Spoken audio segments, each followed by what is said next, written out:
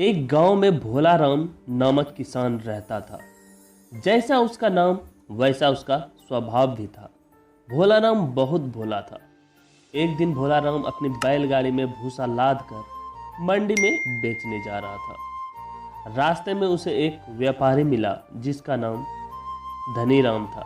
धनी राम ने पूछा, एक गाड़ी का क्या दाम है? भोला राम ने भोलेपन से भूसे का दाम बताया, 7 रुपये।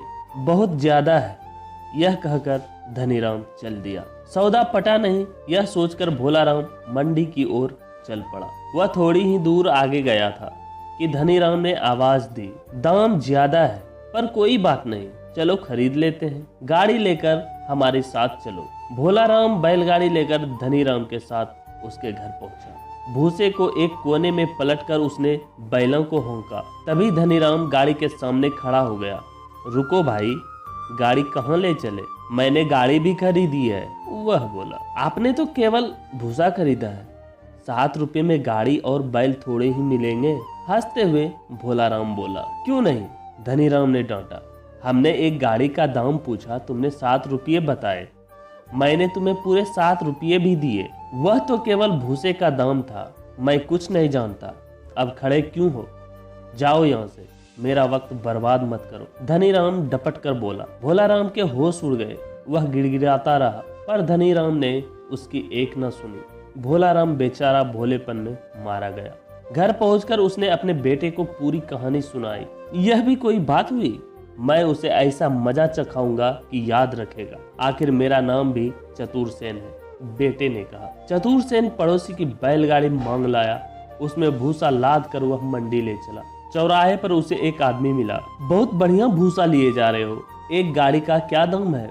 वही शब्द सुनकर चतुर सेन को लगा कि हो न हो यह वही आदमी है जिसने मेरे पिता को ठगा था। फसल अच्छी हुई है इसलिए दाम कम है, अब आपसे मोल भाव क्या करना? आपका कोई छोटा बच्चा है? हाँ, एक बेटा है। पर क्यों? सिक्के उसकी मुट्ठी में भरकर दे दीजिए, उसी से खुश हो जाऊंगा। धनी राम को अपने कानों पर विश्वास नहीं हुआ। बस मुट्ठी भर सिक्के, वह भी छोटे बच्चे के हाथ से? मन ही मन गदगद होता हुआ चतुर सेन को अपने घर ले आया। बाहर बंधे बैलों को देखते ही चतुर सेन ने पहचान लिया कि ये मेरे ही बैल थे। पास ही उसकी बैलगाड़ी भी पड़ी थी। उसे पक्का विश्वास हो गया कि यह वही धनी राम है जिसने उसके पिता को ठगा था। भूसे के पहले ढेर पर उसने अपना भूसा पलट दिया। धनी राम अंदर गया और एक बच्चे को गोद में लिए बाहर आया। बेटा, मुट्ठी बढ़ाओ और इनके हाथ में सिक्के डाल दो, वह बोला। बच्चे ने जैसे ही हाथ बढ़ाया, चतुर सेन ने उसकी नन्ही कलाई कसकर पकड़ ली और चाकू निकालकर मुट्ठी काटने का ढोंग करने लगा। यह क्या? छोड़ो इसका हाथ, धनी राम चिल्लाया। सेठ जी, सिक्के मुट्ठी में भरकर देने को कहा था ना? चतुर सेन ने पूछा। हाँ, पर घबराहट में धनी राम कुछ न बोल पाया। तो फिर सिक्कों के साथ मुट्ठी भी हमारी हुई ना? यह क्या बक रहे हो? मुट्ठी में सिक्कों का मतलब ये नहीं कि मुट्ठी भी काट लो। मतलब तो केवल सिक्कों से है ना? केवल सिक्कों से मतलब ना? हाँ, तो फिर एक गाड़ी भूसे का मतलब क्या है? धनी राम समझ गया कि वह फंस गया है। चतुर सेन अब भी चाकू कलाई पर रखे था। धनी राम उसके पैरों पर गिरकर क्षमा मांगने लगा। क्यों क्षमा करें? क्या आपने हमारे पिताजी की बात सुनी थी? नहीं नहीं, कुछ भी मांगो हम दे देंगे, पर हमारे बेटे को छोड़ दो। धनी राम गिड़गिड़ाया। तो दीजिए 1000 रुपये, अब मरता क्या न करता। धनी राम दौड़कर अंदर से रुपये ले आया और चतुर सेन को देता हुआ बोला, ये रुपये लो और मेरे बेटे का हाथ छोड़ो। चतुर सेन ने हाथ छोड़ बच्चे का गाल थपथपाया और कहा, जाओ बेटा, अपने बापू से कहो अब किसी भोले किसान को ठगने की कोशिश ना करे। दोनों बैलगाड़ी को लेकर चतुर सेन अपने घर की ओर चल पड़ा।